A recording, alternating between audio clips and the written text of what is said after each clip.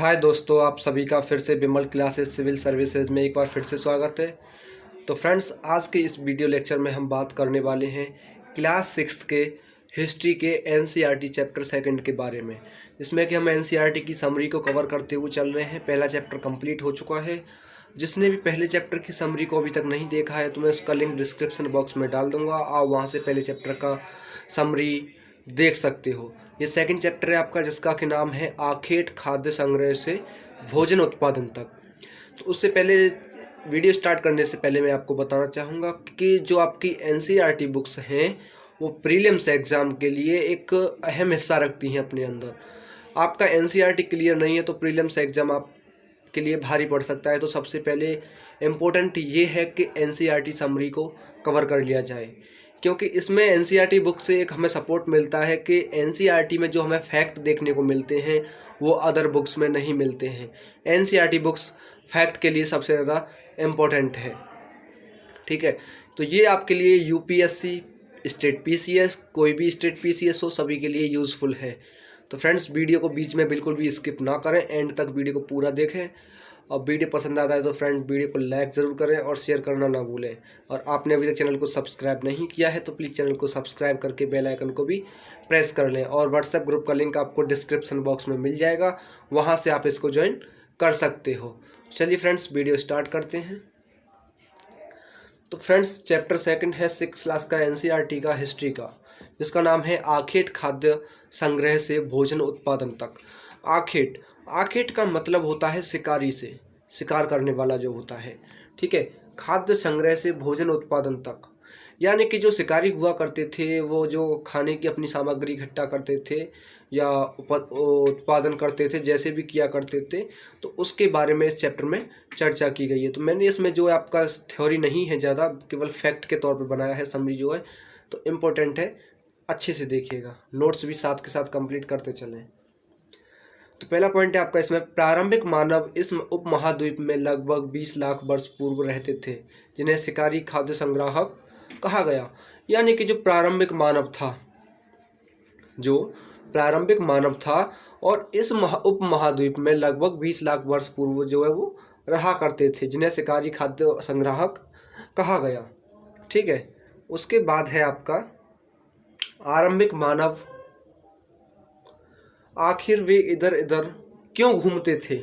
इसमें क्वेश्चन है कि आरंभिक मानव जो था वो आखिर में इधर उधर क्यों घूमता था। अब इसके कई रीजन हो सकते हैं कि आप ऐसा कह सकते हो कि जो शिकारी खाद्य संग्राहक समुदाय के जो लोग थे एक जगह से दूसरी जगह घूमते रहते थे, जिसके 4 कारण मैंने इसमें बताए हैं आपके। नंबर 1 है आपका, आसपास के पौधे, फल एवं जानवरों को खाकर समाप्त कर देते होंगे, इसलिए भोजन की तलाश में दूसरी जगह जाना पड़ता होगा। इसका मतलब ये है कि जहाँ ये आरंभिक मानव रहते थे या आपके जो शिकारी खाद्य संग्राहक समुदाय के लोग जो थे, जो यहाँ पे निवास करते थे, तो वहाँ के जो पेड़ पौधे थे, जानवर थे, वो उन्होंने पहले ही खा करके समाप्त कर दिए होंगे। जब खाने का सामग्री वहाँ से समाप्त हो गया तो इसलिए उनको भोजन की तलाश में दूसरी जगह पे खोज करके दूसरी जगह वहाँ अपना रहने की व्यवस्था बनाई होगी। तो यानी कि आसपास के पौधे और फलों को खा करके, जानवरों को खा करके सामग्री जब खाने की वहाँ से समाप्त हुई तो उन्होंने दूसरी जगह जाना निश्चित समझा। नंबर 2, जानवरों की तलाश में जाते होंगे, यानी कि जानवरों को वो खाया करते थे, जानवर वहाँ से समाप्त हुए एक जगह से तो दूसरी जगह उन्होंने जाना उचित समझा। नंबर 3 है आपका, मौसमी फलों एवं पौधों की तलाश में उपयुक्त मौसम के अनुसार स्थान बदलते होंगे। मौसमी फल, मौसमी फल आप कह सकते हो जो फल जो है मौसम के अकॉर्डिंग, मौसम के अनुसार आते हैं। गर्मियों में जैसे मैंगोज़ हैं या जैसे भी अदर जैसे फल्स हैं आपके, फ्रूट्स हैं, तो जो मौसम के अनुसार आते हैं कि इस मौसम में ये वाला फल चलेगा, तो उसके अकॉर्डिंग, उस फल के अनुसार वो अपने लिए जगह तब तलाशते रहते थे पौधों की तलाश में, ठीक है। तो मौसम के अनुसार, एक जैसे मौसम के फल हैं, इस मौसम में ये फल आ रहे हैं, यहाँ से उन्होंने समाप्त कर दिया, अब दूसरी जगह उन्होंने जगह तलाश की, ठीक है। नंबर 4 आपका, झील एवं नदियों के सूख जाने पर पानी की तलाश में अन्य स्थानों पर जाते होंगे। जब सीधी सी बात है, जब वो एक जगह निश्चित जगह पर रहेंगे जहाँ झील वगैरह है, जो भी है, जहाँ से वो पानी पिया करते हैं, जैसे भी है गर्मी की वजह से और कुछ पीने की वजह से कुछ जानवर भी और रहते होंगे, तो पानी ख़त्म हो जाने के उससे वो जगह को चेंज करते थे। ठीक है, तो ये मुख्य इनके मेन चार कारण थे। एक तो आसपास के पेड़ पौधे ख़त्म हो जाने से या जानवर ख़त्म हो जाने से, मौसमी फलों के अनुसार, और आपका नदियों झील नदियों के सूख जाने के कारण वो इधर उधर घूमा करते थे। आगे टॉपिक है आपका आरंभिक मानव के बारे में जानकारी कैसे मिलती है। जो आरंभिक मानव था तो उसके बारे में जो है जानकारी कैसे प्राप्त होती है। तो ठीक है, देखिए पहला पॉइंट, आरंभिक मानव के बारे में जानकारी हमें उनके पत्थर के उपकरणों की बनावटों से पता चलता है। उनके सभी कार्य पत्थरों से ही होते थे, जैसे फल फूल काटना, शिकार करना इत्यादि। जो आरंभिक मानव था वो पहले पत्थर के उपकरणों का उपयोग किया करता था, हथियारों का उपयोग किया करता था पत्थर के। ठीक है, जो पत्थरों थे वो सभी काम किया करते थे, जैसे फल काटना, फूल तोड़ना, शिकार करना। तो इन सभी के लिए वो पत्थरों के उपकरणों और औजारों का प्रयोग किया करते थे, जिससे उनकी जो बनावटों के साक्ष्य मिले हैं हथियारों के, उनसे इस चीज़ का पता चला है। नंबर सेकंड, जहाँ लोग पत्थरों से औजार बनाते थे उस स्थान को कहा जाता था उद्योग स्थल। ठीक है, ध्यान रखने वाली बात है कि जहाँ पे आरंभिक मानव जो था, जहाँ पत्थर के औजार का निर्माण करता था, उस स्थान को कहा जाता है उद्योग स्थल। ठीक है, और जहाँ कुछ अधिक समय तक लोग रहे उसे कहते हैं आवासीय उद्योग स्थल। यानी कि जहाँ ये लोग ज़्यादा अधिक समय तक रहे उसको आवासीय उद्योग स्थल की संज्ञा दी गई। नंबर थर्ड है आपका, पाषाण उपकरणों को दो तरीके से बनाया जाता था। जो इस काल के जो आरंभिक मानव के बारे में जानकारी मिल रही है पाषाण काल से, तो इसमें जो उपकरण यानी कि हथियार वगैरह बनाए जाते थे तो वो दो तरीके से बनाए जाते थे। एक तो पत्थर से पत्थर काटना यानी कि स्टोन ऑन स्टोन। ठीक है, पत्थर से पत्थर काटना, और दूसरा दबाव सल्क तकनीक यानी कि प्रेशर फ्लेकिंग। दो तरीके से ये उपकरण बनाया करते थे। तो इन सभी साक्ष्यों से हमें पता चलता है कि आरंभिक मानव के बारे में ये जानकारियाँ थोड़ी ही हैं, बट लेकिन सफिशिएंट मानते हैं, क्योंकि जितना उन्होंने खोज किया उसके लिए एक फैक्ट के तौर पे बताया गया है। आगे टॉपिक है आपका नाम और तिथियां। नाम और तिथियां। आरंभिक काल, तो आरंभिक काल जो है पुरापाषाण काल है, जो कि 20 लाख साल से लेकर के 12,000 साल पहले तक का समय काल जो वो आरंभिक काल कहलाया, यानी कि पुरापाषाण काल। और एक क्वेश्चन ये भी बना था प्रीलिम्स में आपका, शायद 2015 में था ये क्वेश्चन, कि सबसे लंबा काल किसे कहा जाता है। ये पीसीएस का क्वेश्चन है। ठीक है, ये पीसीएस का क्वेश्चन है कि सबसे लंबा काल किसे कहा जाता था। तो उसमें कई क्वेश्चन दिए गए थे, पुरापाषाण काल, नवपाषाण काल, मध्यपाषाण काल, और एक और था शायद ऑप्शन आपका, मुझे याद नहीं है। ठीक है, तो ये क्वेश्चन वहाँ बना था। तो सबसे ज़्यादा लंबा काल कहा जाता है तो वो आरंभिक काल या पुरापाषाण काल को कहा जाता है, क्योंकि इसमें 99% जो इतिहास की घटनाएं हैं या साक्ष्य मिले हैं वो पुरापाषाण काल से ही प्राप्त हुए हैं। 99% घटनाएं जो घटी वो पुरापाषाण काल में ही घटी। सेकंड है आपका मध्यपाषाण काल, जो कि आपका 12,000 साल पहले से 1,000 साल पहले तक का समय है। ठीक है, इसे माइक्रोलिथ भी कहते हैं। माइक्रोलिथ यानी कि छोटा सा समय, या लघु पाषाण काल भी कहते हैं, यानी कि एक छोटा समय काल जो है वो उसे माइक्रोलिथ या लघु पाषाण काल की संज्ञा दी गई है, जो कि 12,000 साल पहले से 10,000 साल पहले तक का समय है, उसे मध्यपाषाण काल कहते हैं। नंबर थर्ड है आपका नवपाषाण काल। तो नवपाषाण काल की जो शुरुआत हुई लगभग 10,000 साल पहले से होती है, और इसके जो अवशेष हिस्से नवपाषाण काल से जो हमें मिले थे वो कृषि यानी कि खेती के अवशेष मिले थे, साक्ष्य मिले थे कि इस नवपाषाण काल में खेती करना प्रारंभ हो चुका था। कृषि के साक्ष्य से हमें प्राप्त हुए थे। तो तीन तिथियां मतलब काल हैं इसमें, आरंभिक काल, मध्यपाषाण काल और नवपाषाण काल। ठीक है, आगे देखिए, आगे है आपका टॉपिक आग की खोज। तो आग की खोज जो है वो उसके साक्ष्य मिले थे, वो राख के साक्ष्य मिले थे, जो कि मिले थे आपके कुरनूल गुफा से, जो कि आंध्र प्रदेश में है कुरनूल गुफा। उससे राख के अवशेष मिले थे, और इससे ही पता चला था कि लोग यहाँ पे आग जलाना सीख गए थे। कुरनूल गुफा पड़ती है आपकी आंध्र प्रदेश के अंदर, तो उसमें राख के अवशेष हमें मिला। ठीक है, राख का अवशेष। तो राख का अवशेष जब मिला तो उससे विद्वानों ने ये पता लगाया कि यहाँ पे जो लोग थे वो लोग आग का प्रयोग किया करते थे, आग जलाना वो जानते थे। ठीक है, आगे है आपका बदलती जलवायु। ठीक है। तो लगभग 1200 साल पहले दुनिया की जलवायु में बड़े परिवर्तन आए और गर्मी बढ़ने लगी, जिसके परिणाम स्वरूप घास के मैदान बनने लगे और लोग पशुपालन करने लगे। मनुष्य ने जिस जानवर को पहले पालतू बनाया वो कुत्ता था। इसी दौरान उपमहाद्वीप के भिन्न भिन्न इलाकों में अनाज प्राकृतिक रूप से उगने लगा। इसमें कहा गया है कि 1200 साल पहले जो दुनिया की जलवायु थी उसमें एक बड़े पैमाने पर, एक बड़े स्तर पर परिवर्तन आया और जिसमें कि गर्मी की जो मात्रा थी वो बढ़ने लगी और उसका परिणाम ये हुआ कि जब गर्मी बढ़ी तो घास के मैदान बनने लगे, यानी कि जो क्षेत्र बने हुए थे उनमें घास उगना आरंभ हुआ और लोग वहाँ पे पशुपालन करने लगे। तो इन लोगों ने जो वहाँ पे सबसे पहले पशु पालना प्रारंभ किया तो वो कुत्ता को सबसे पहले इन्होंने पालना प्रारंभ किया था। और इसी दौरान उपमहाद्वीप के भिन्न भिन्न इलाकों में अनाज प्राकृतिक रूप से उगने लगा। जो उपमहाद्वीप था उसके अलग अलग इलाकों में अनाज यानी कि खाद्य जो सामग्री थी वो प्राकृतिक रूप से एक अपने आप, ना किसी ने बोया ना कुछ, एक प्राकृतिक रूप से अपने आप वहाँ पे अनाज उगना आरंभ हो गया। ठीक है, अब अनाज उगना आरंभ हुआ, उसके बाद फिर खेती और पशुपालन की शुरुआत हुई। तो अगला टॉपिक है आपका खेती और पशुपालन की शुरुआत। तो उत्तर पश्चिम की सुलेमान और किरथर की पहाड़ी, जो उत्तर पश्चिम में आपकी सुलेमान और किरथर की पहाड़ी हैं जो कि अफगानिस्तान में है वर्तमान में, सुलेमान आपका पाकिस्तान में है।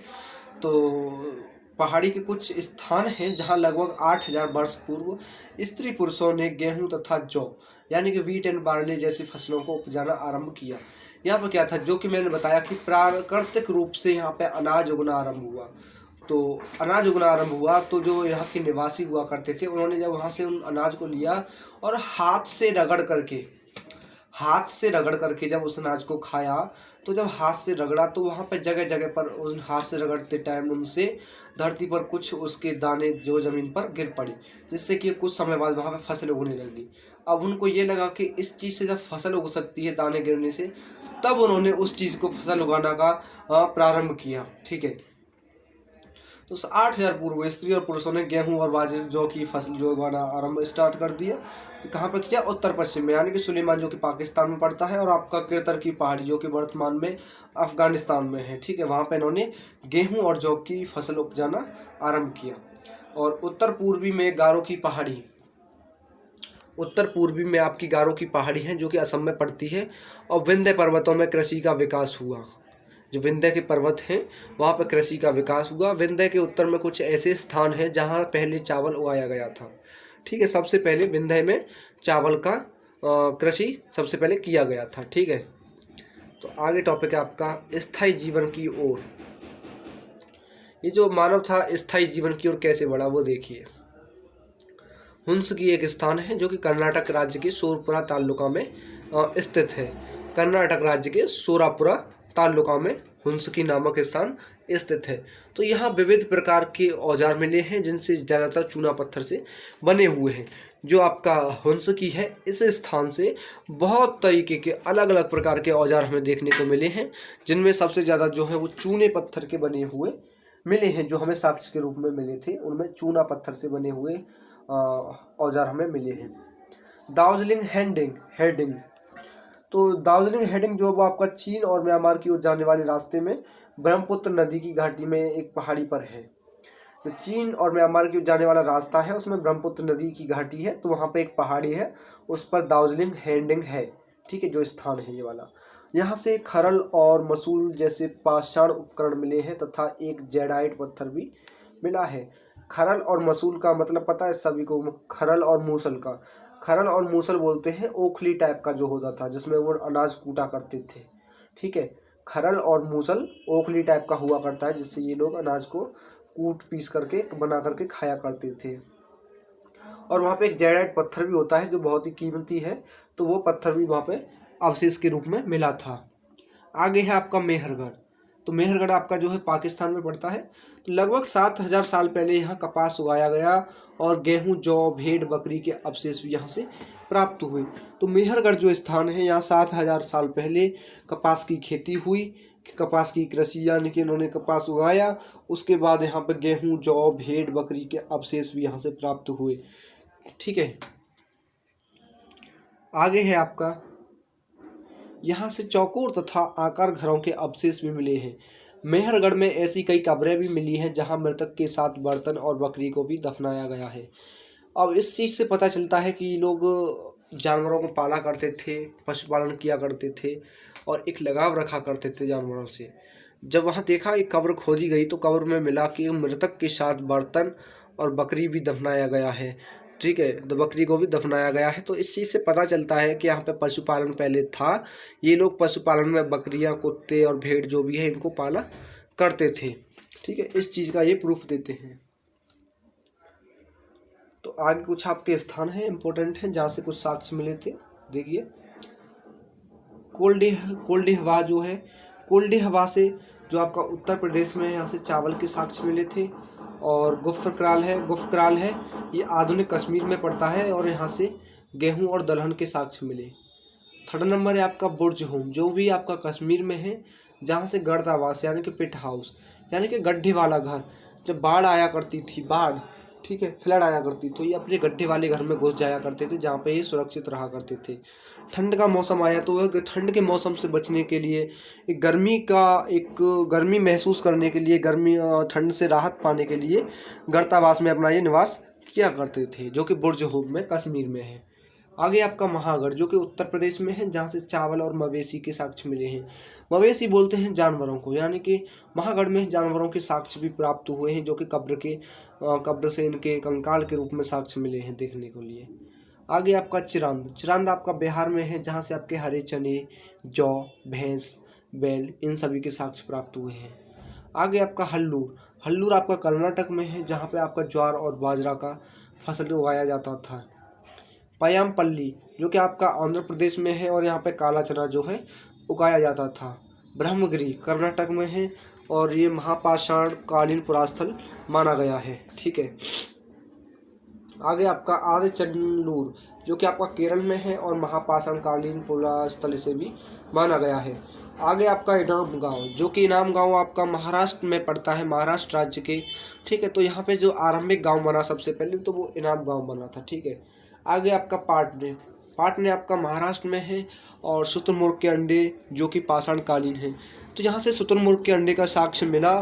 ठीक है, जो कि पाषाण कालीन सभ्यता के अंतर्गत माना जाता है। तो फ्रेंड्स, ये था आपका सेकंड चैप्टर, यानी कि आखिर खाद्य संग्रह से भोजन उत्पादक तक। ठीक है, इस चैप्टर का नाम था फ्रेंड्स। इसमें एनसीईआरटी मैंने बताया था कि आपका फैक्ट के लिए बहुत ही ज़्यादा इंपॉर्टेंट है, क्योंकि एनसीईआरटी से बेस्ट आपको फैक्ट कहीं पर नहीं मिलेंगे, जो कि आपका प्रीलिम्स के लिए एनसीईआरटी अपने अंदर एक अहम हिस्सा बना करके रखती है। एनसीईआरटी में अगर आपने फैक्ट क्लियर कर लिए तो आपके प्रीलिम्स में काफ़ी अच्छे चांसेस रहते हैं क्लियर करने के लिए। तो फ्रेंड्स, आई होप आपको वीडियो पसंद आया होगा। तो वीडियो अगर पसंद आया हो तो आप फ्रेंड्स वीडियो को सपोर्ट कीजिएगा, लाइक नहीं किया तो लाइक कीजिएगा और शेयर कीजिएगा। अभी तो चैनल को सब्सक्राइब नहीं किया है तो प्लीज़ चैनल को सब्सक्राइब करके बेल आइकन को प्रेस कर लें, जिससे आने वाले वीडियोस के अपडेट आपको मिलते रहें। व्हाट्सएप ग्रुप का लिंक आपको नीचे डिस्क्रिप्शन बॉक्स में मिल जाएगा। फ्रेंड्स, अपना सपोर्ट बनाए रखिएगा, जिससे हम हर रोज़ आपके लिए वीडियो अपलोड करते रहें। एनसीईआरटी जल्दी से कवर होने के बाद फिर हम स्टैंडर्ड बुक को कवर करने की कोशिश करेंगे। तो फ्रेंड्स, आज के लिए इतना ही, मिलते हैं कल अगले थर्ड चैप्टर के साथ। Thank you very much.